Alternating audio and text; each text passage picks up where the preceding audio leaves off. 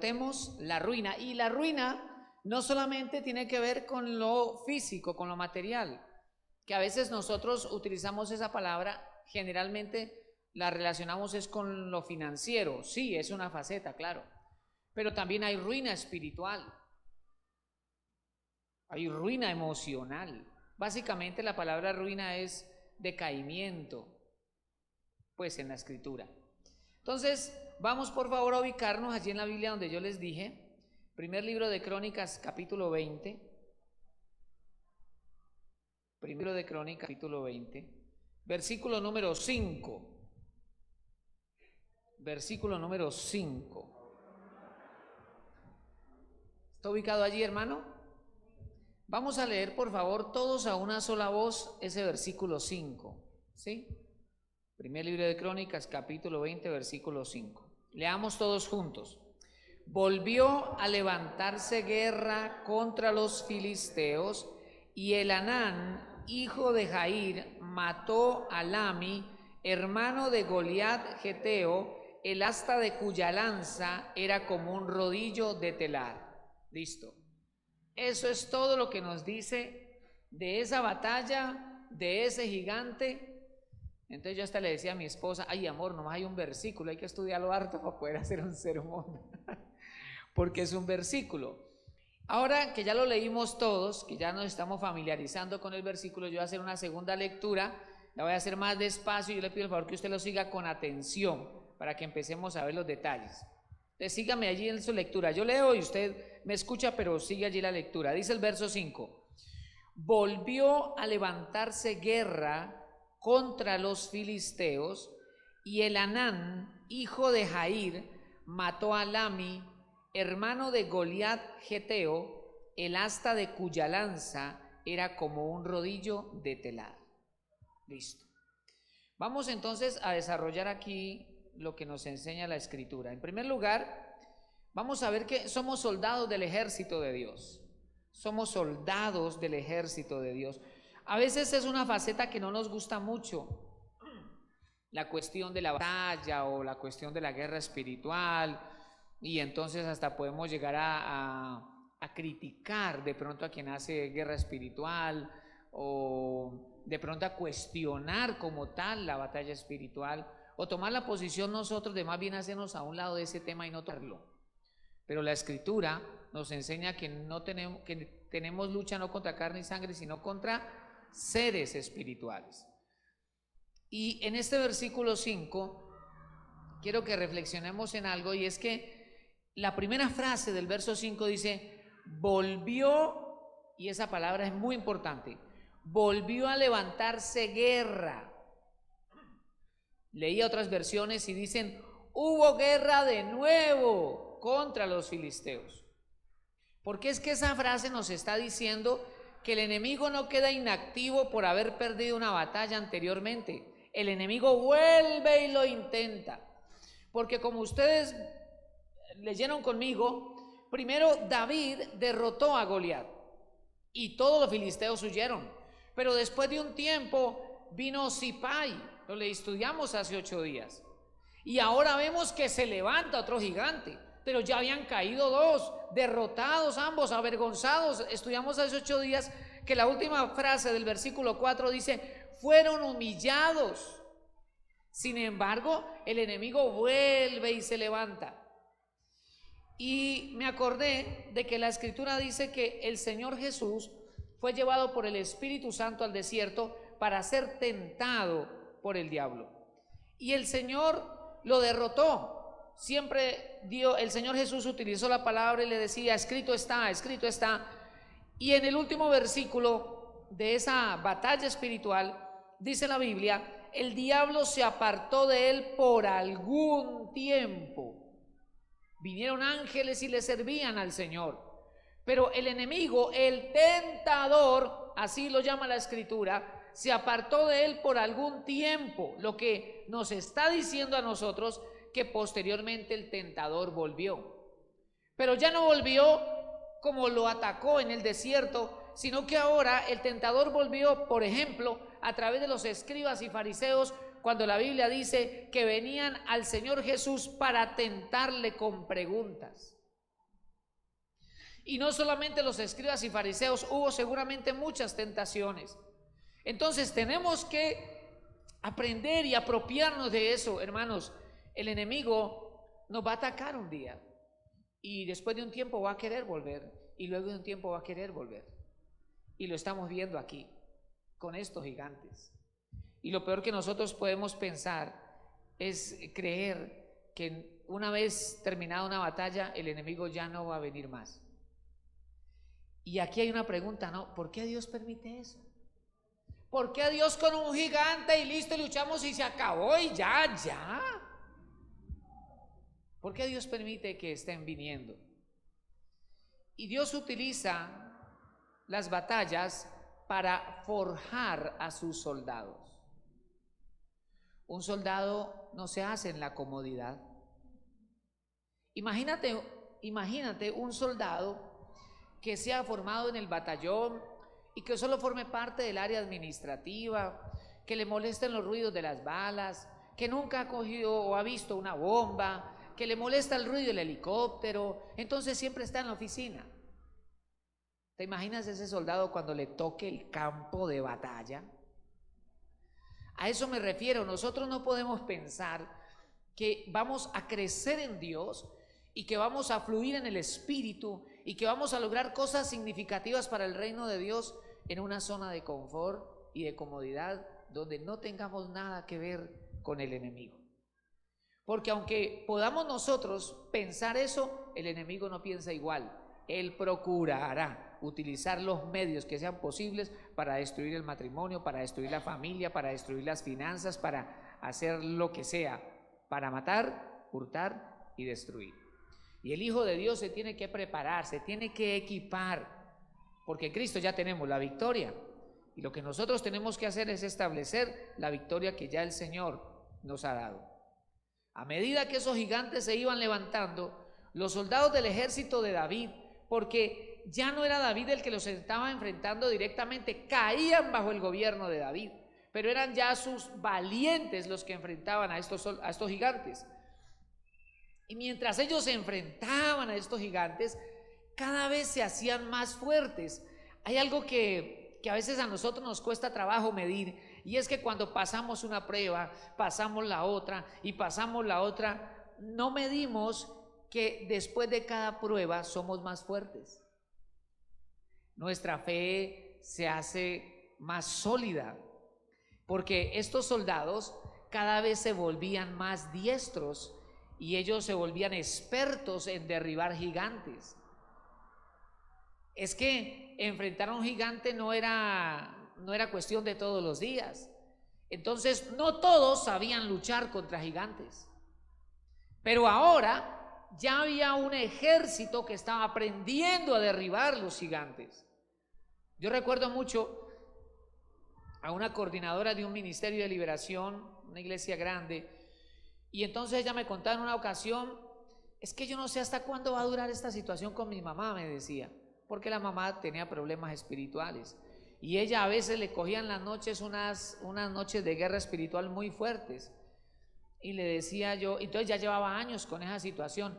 Entonces yo le dije: mírate, ahora vos sos la coordinadora del Ministerio de Liberación de la iglesia. ¿Dónde te formó Dios? Todos esos años y todas las noches de guerra espiritual. Dios dijo: esta es la que está equipada, los otros todavía no. Y sin darte cuenta, todas esas noches Dios te estaba preparando. Entonces, a medida que venían los gigantes, los soldados de David eran más fuertes y diestros en derribar gigantes. Y algo más: los gigantes a los que un día Israel le tenía temor, ya ellos le tenían temor al pueblo de Dios. Los gigantes son grandes hasta que tú decides enfrentarlos. Porque recuerde que lo que alimentaba a Goliat era el miedo de los hebreos. Entonces, aunque yo sé que nosotros nos saltamos de gozo cuando estamos en una prueba, nadie dice: ay, estoy gozoso, estoy pasando por un par de pruebas. Pero la verdad es que las pruebas y las situaciones difíciles en nuestra vida nos ayudan a madurar, nos hacen más fuertes, nuestra fe en Dios crece y nos hacemos aptos para cosas mayores que Dios nos quiere entregar. A mí me llama mucho la atención que la palabra gloria, desde el hebreo, la gloria de Dios, la palabra gloria significa resplandor, pero también significa peso. Entonces, imagínate Dios trayendo su gloria, es decir, su peso sobre seres humanos, sobre sus hijos.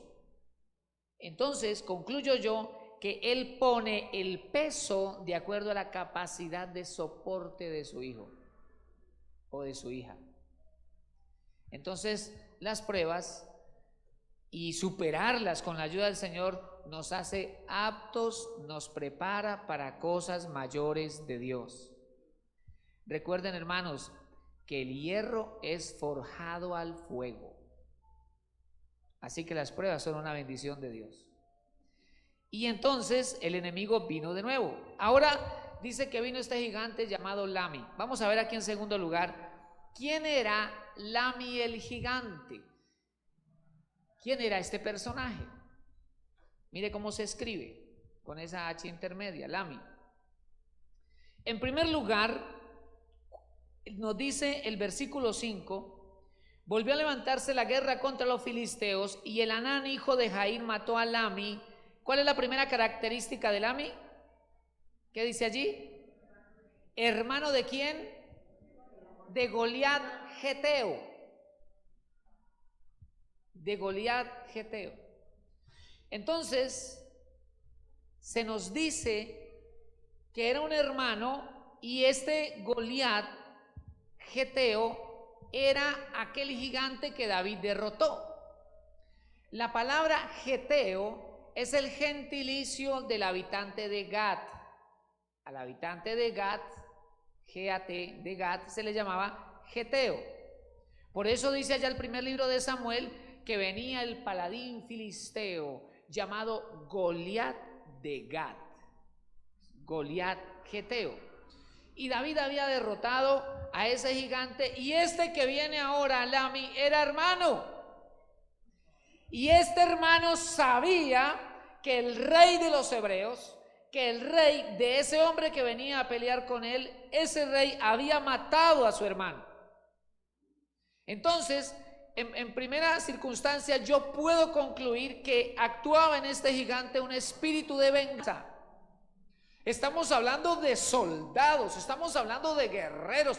Y yo me imagino cuando ese gigante salió a pelear contra el otro, decía: yo me voy a desquitar, yo voy a poner en alto el nombre de mi hermano Goliat. Ese que me ponen delante no me va a durar 3 segundos. Claro que yo estoy hablando bonito para como hablarían esos guerreros, ¿no? Yo me imagino, entonces yo veo en él, o puedo concluir, un espíritu de venganza alentando a este gigante. Hermanos, el odio, la ira y los deseos de venganza hacen cometer locuras al ser humano. Porque ustedes saben que la venganza ciega, la venganza entorpece la visión, la persona no toma decisiones acertadas. Y me acordé, por ejemplo, de Absalón. La Biblia dice que Absalón mató a su hermano Amnón en venganza porque él había abusado de su hermana Tamar. Pero resulta que Absalón mismo cosechó la muerte siendo joven, porque eso fue lo que él sembró. Y al morir en su juventud, perdió cualquier derecho que tuviera al trono y perdió todos los beneficios como príncipe, porque él era hijo del rey David. Entonces, el deseo de venganza puede llevar al hombre a cometer locuras. ¿Cuántas veces una persona, por deseo de desquitarse con el otro, hace cosas malas? Y lo triste no es solo que puede dañar al otro, sino que eso es lo que va a cosechar mañana. La Biblia dice en el Nuevo Testamento: no paguéis a nadie mal por mal, no os venguéis vosotros mismos, sino dejad lugar a la ira de Dios, porque escrito está: mía es la venganza, yo pagaré, dice el Señor. Dios es el que se encarga del asunto. Nosotros tenemos que hacer como hacía el Señor Jesucristo, llevar las cosas y ponerlas en las manos del Padre Celestial. Dios se encarga del resto. Y obviamente no albergar en nuestro corazón el resentimiento o la amargura, porque ahí sí se mueve el enemigo.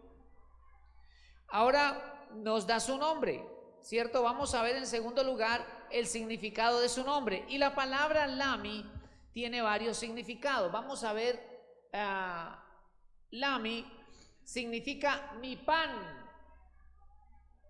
Me parece escuchar a los adolescentes en el desayuno: ¿dónde está mi pan? Mi guerra. Mire qué contraste entre pan y guerra. También significa guerrero. Resulta que la raíz de esa palabra Lami también significa alimento. Entonces, si nosotros miramos el significado de ese nombre, lo que estamos viendo es que Lami representa a aquel o aquello que quita o roba el pan del pueblo de Dios. Es lo que procura detener la provisión del cristiano. Y el hecho de ver, su nombre significa mi guerra o guerrero, el hecho de ver ese carácter belicoso nos está diciendo que él vive en una batalla continua y que utiliza todas las armas posibles para impedir la bendición financiera sobre los hijos de Dios. Estamos hablando de aquel o aquello que genera escasez, ruina, ausencia de frutos, fracaso, decaimiento en los negocios y en el trabajo. Y yo pensaba en eso, ¿no? Y decía: Dios, ¿cuántas veces, aunque es un hijo de Dios o es una hija de Dios, más bien lo que se ve es decrecimiento? ¿Verdad, hermanos? Y entonces nosotros decimos: pero el Señor desea el bienestar de sus hijos. El Señor desea la bendición para sus hijos. Pero ¿qué es lo que está pasando? ¿Qué es lo que está sucediendo? ¿Qué es lo que está permitiendo al enemigo tomar la bendición de Dios para sus hijos? ¿Qué permite al enemigo meter la mano y quitar lo que Dios ha planeado darle a sus hijos? Entonces, en primera instancia estamos viendo aquello que detiene la provisión, el alimento, el pan para el pueblo de Dios. Pero esa es una aplicación material. Pero hay una aplicación espiritual, hermanos, y es que el Señor Jesús dijo: no solo de pan vivirá el hombre, sino de toda palabra que sale de la boca de Dios. Entonces la palabra del Señor es el pan espiritual para sus hijos, la palabra de Dios. Entonces este gigante nos recuerda que las tinieblas procuran estorbar el alimento de la palabra para el pueblo del Señor. Procura lo que sea para estorbar, y el cristiano entonces no se pueda alimentar, el cristiano entonces no se pueda nutrir de la palabra. Impide que el cristiano lea la palabra de Dios, impide que el cristiano estudie la palabra de Dios, procura estorbar para que el cristiano no escuche la palabra del Señor. Y él sabe que la palabra de Dios nutre y alimenta al creyente. Hermanos, nosotros sabemos que un deportista de alto rendimiento tiene que alimentarse muy bien. Yo recuerdo escuchar en una entrevista, fue una fracción de la entrevista que le hicieron en los pasados Juegos Olímpicos a este nadador que impuso marcas, norteamericano o australiano, que ganó varias medallas de oro. Un nadador, no recuerdo el apellido ahora, pero sí recuerdo muy bien que él dijo que se comía 9 huevos diarios. 9. 9, o 10, o 12. Uy, pero usted hay que tenerle, son panales. Pero lo que pasa es que son personas que entrenan 6 y 8 horas diarias. Entonces, de acuerdo a la exigencia en la nutrición. ¿Qué pasa cuando un cristiano no se alimenta de la palabra? Es débil. Los dardos del diablo tienen más fuerza en él. La duda se hace grande en su corazón. El desánimo le pega más duro. Porque las promesas del Señor no están alimentando el corazón. La persona no está nutrida con la palabra de Dios. Y él procura, este gigante procura que eso no se dé. Por eso es que a veces cuando yo voy a predicar, yo le digo a usted, dígale al hermano que tiene al lado, dígale, no me distraiga, por favor. Porque no hay cosa más tremenda. A ver, imagínese el plato que a usted más le gusta, la comida que a usted más le gusta. Yo le voy a contar una cosa aquí entre nos. Cuando yo estaba en la primaria, recuerdo mucho que salíamos al recreo y la señora de la tienda vendía papas chorreadas. Esa señora tenía una mano para hacer un guiso exquisito. Le digo, yo cambiaba una papa de esas por cualquier cosa. Pero le cuento algo, era una batalla para uno quedarse con el cuncho de la olla. Quedarse con los pedacitos de papa y el guiso que estaba allá. Eso era una batalla, uno quedarse con el que se quedaba con eso era un premio. Entonces, piense usted en lo que a usted más le gusta y que usted lo está degustando, lo está comiendo y le queda el último pedacito. Usted ha observado que cuando usted está comiendo algo delicioso y usted lo está porcionando y lo está comiendo y le queda el último pedacito, yo no sé por qué, pero ese pedacito parece que va a saber mejor que todo el resto, que es algo preciado, es como un trofeo. Y no falta, ¡ay, deme ese pedacito! Y uno tiene las glándulas salivales activadas, uno está concentrado en eso. Imagínense cuando uno está estudiando la palabra o está en una predicación especial y Dios va a traer una revelación especial y alguien le dice, vea, por la tarde a mí donde doña María siempre. Por eso yo le digo a veces, dígale al que tiene, no me vaya a distraer, déjeme escuchar la palabra.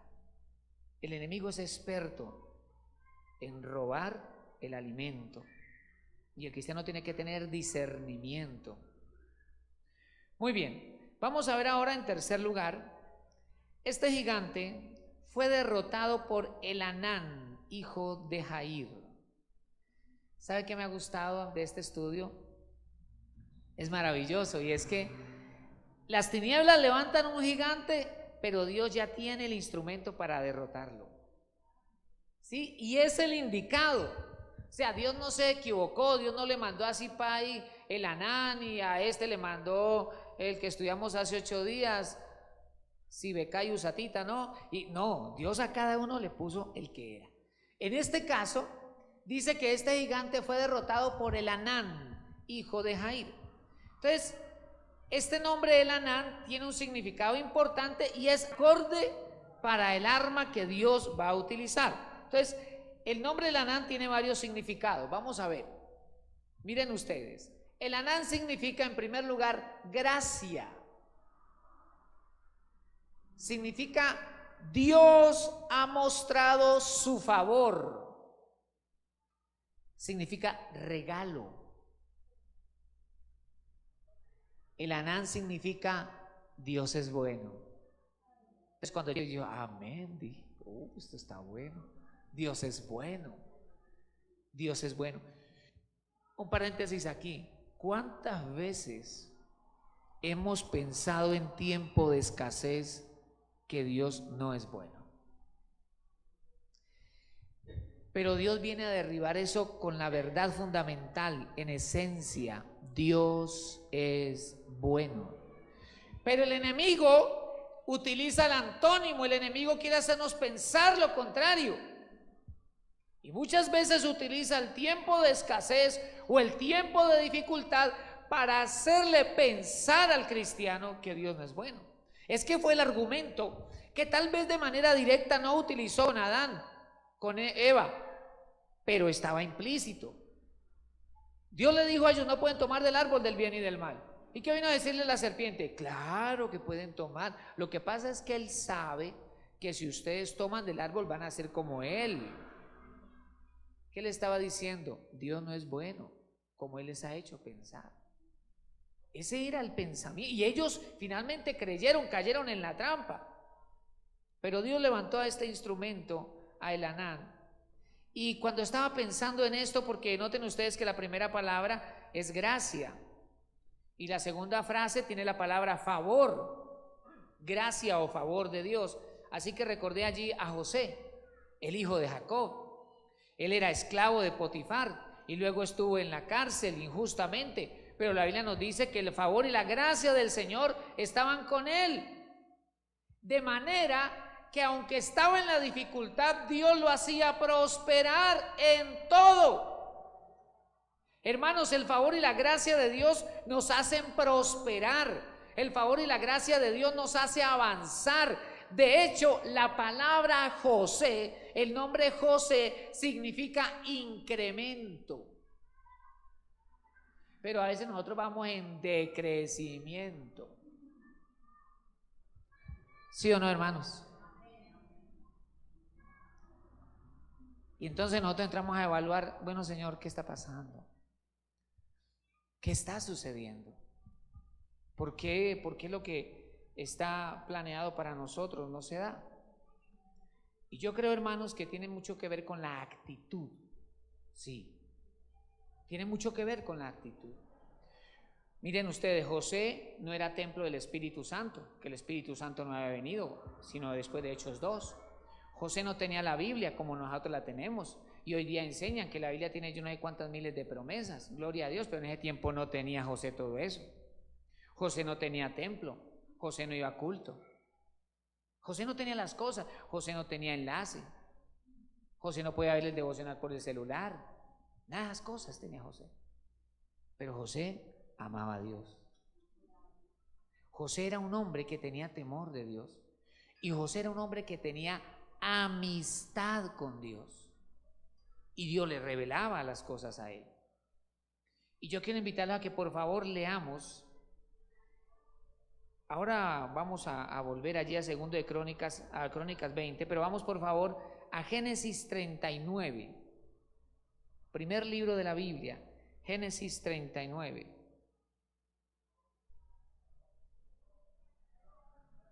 Vamos a leer versículo 1 al 3, Génesis 39, versículo 1 al 3.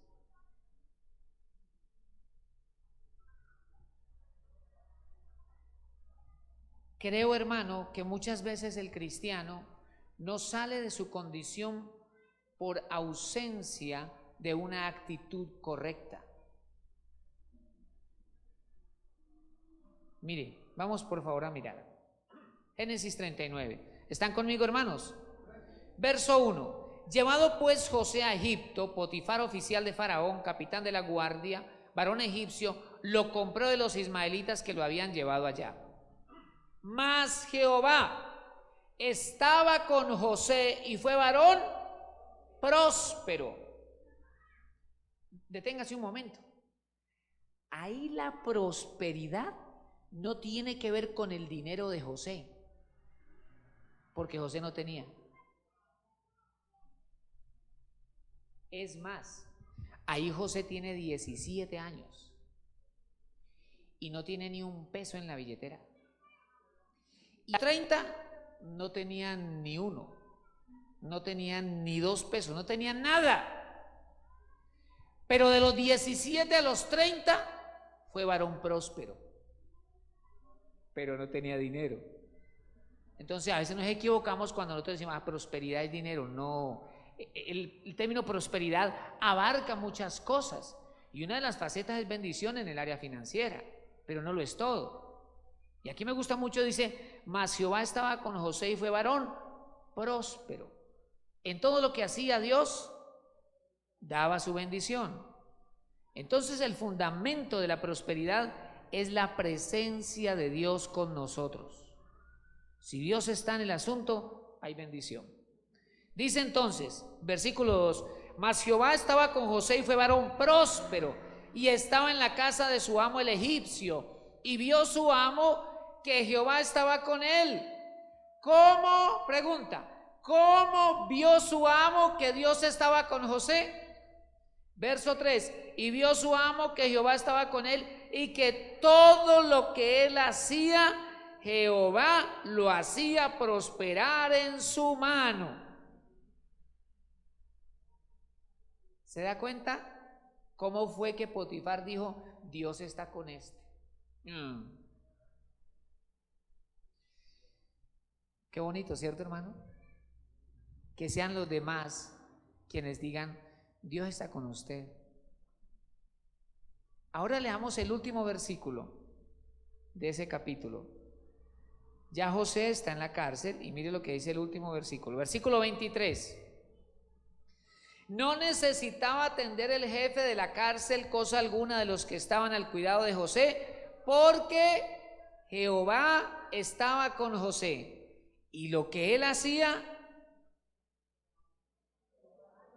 Jehová lo prosperaba. Yo no veo aquí a un hombre perezoso, yo no veo aquí a un hombre conforme, yo no veo aquí a un hombre llorando, ¡ay, la cárcel, Dios mío! Yo no veo aquí un hombre diciendo, ay, ¿quién será que me pueda colaborar? ¿Quién será que me pueda ayudar? Yo no veo aquí un hombre diciendo, no, pues ¿para qué me salgo de esa celda? ¿Qué me va a morir? ¡Tocó! Porque es que, perdónenme, pero a veces las frases de nosotros parecemos pollitos, hermano. ¿Cómo estás? Ahí en la lucha. Y creo que muchas veces el cristiano no logra salir de su desierto por su actitud. Con su actitud no permiten que Dios se mueva a favor de ellos. ¿Quién hacía prosperar a José? Dios. José lo que tenía que hacer era su parte. José lo que tenía que hacer era lo que le correspondía, pero de manera especial el favor y la gracia de Dios estaba con él. Y yo creo, hermanos, que a veces nosotros como cristianos no logramos alcanzar ciertas cosas por la actitud. Pero yo veo aquí a un hombre próspero, Dios estaba con él y él también hacía su parte. Creo que el deseo de Dios es que su negocio prospere. Creo que el deseo de Dios es que usted prospere en su empresa, que usted ascienda. Yo creo que el deseo de Dios es que su casa sea bendecida. Yo creo que ese es el deseo de Dios. Y usted y yo tenemos que poner nuestra parte, ser diligentes, hacer las cosas con excelencia, ser perseverantes.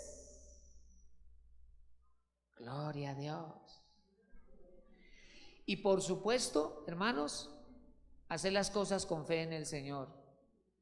Y tenga la seguridad que Dios lo va a bendecir. El Señor lo va a hacer prosperar. José estaba como esclavo y luego estaba como preso, pero en ambos lugares Dios lo hizo prosperar. Y tal vez José decía, pero vea, yo aquí trabajándole a Potifar y luego al carcelero y nada, ni un céntimo en los bolsillos. Pero lo que pasa es que Dios lo estaba preparando para entregarle luego una nación, un imperio prácticamente. Llegó a ser el segundo después de Faraón.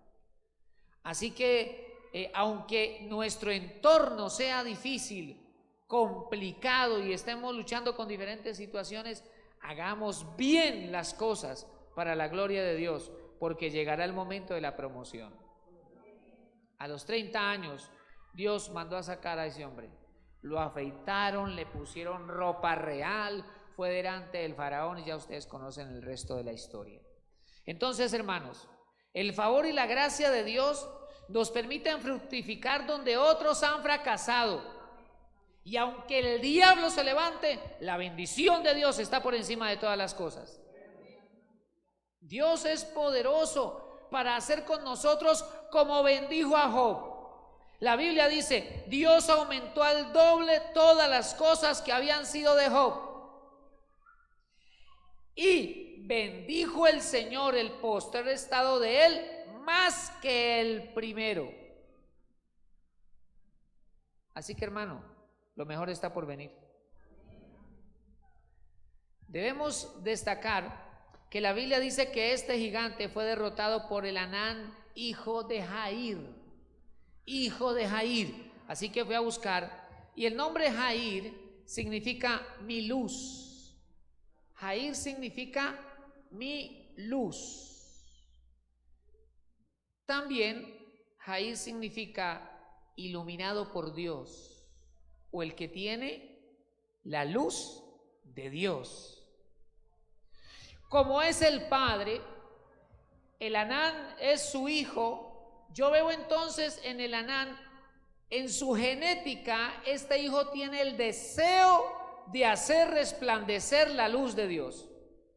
Como David, Elanán no se iba a conformar viendo a ese gigante oprimir a su pueblo, viendo a ese gigante desafiando al pueblo de Dios. Él quería ver la gloria de Dios sobre ese gigante. Y entonces yo veo aquí que una de las luchas que nosotros tenemos que ganar es la lucha contra el conformismo. Yo con cierta frecuencia le digo a mi esposa: la pobreza está aquí, en la mente. ¿Cómo es posible que tanta gente sin Dios logre grandes cosas? Y nosotros, los hijos de Dios, seamos a veces tan pasivos, seamos a veces tan tranquilos, y tenemos al Señor de nuestro lado, y con su poder y su respaldo podemos ver cosas grandes. A veces creo, hermanos, que caemos en el círculo del conformismo y allí nos quedamos. Y Dios es tan bueno que se queda con nosotros,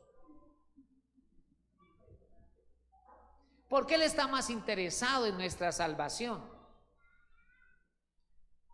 Pero creo que el Señor todos los días está ahí con el empujoncito: vamos, adelante, quiero nuevas cosas para ti, vamos. Siempre les digo, pensemos en nuestro papel de padres. ¿Qué padre no quiere lo mejor para sus hijos? Y creo que lo mismo está en el corazón del Señor. Entonces es necesario que como hijos de Dios y que con el fuego del Espíritu Santo en nuestro corazón no permitamos que el enemigo se robe lo que Dios ha planeado darnos. Que llegue el momento como donde nos sintamos incómodos, no satisfechos. No podemos permitir que el miedo o que la pereza nos impida avanzar y conquistar las bendiciones que el Señor quiere darnos. Porque si pensamos en Elanán, consideremos el día de la batalla, el día en que Elanán se fue a enfrentar a ese gigante. Era un gigante terrible, y ustedes leyeron conmigo que su lanza, el asta de su lanza era como un rodillo de telar. Era una pieza inmensa. El asta es la parte de donde se cogía la lanza. Era grande porque él era un gigante, y con esa lanza infundía miedo. Si ustedes recuerdan, también dice la Biblia que Goliat tenía una lanza cuya asta era como un rodillo de telar, la misma lanza. Entonces quieren infundir miedo, quieren infundir temor. No, tú no puedes hacer esto, no, usted quédese aquí, no, mire que no sé qué, no, hacer este negocio, hacer esto, no, lo mejor no sigamos igual. Y pasan los años, y pasan las generaciones, y la familia no logra grandes cosas. Y pareciera que el enemigo tuviese gobierno sobre la genética familiar. Y a veces se levanta ese argumento en nuestra mente: no, es que en la casa ninguno ha estudiado. No, es que como nosotros no hemos sido gente de plata, no, toda la vida sí, no.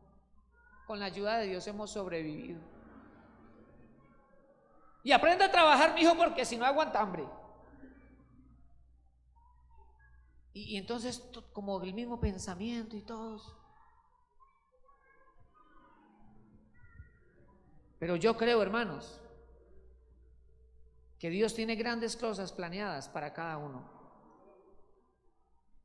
y que no podemos seguir permitiendo que las tinieblas opriman nuestra vida o nuestra familia.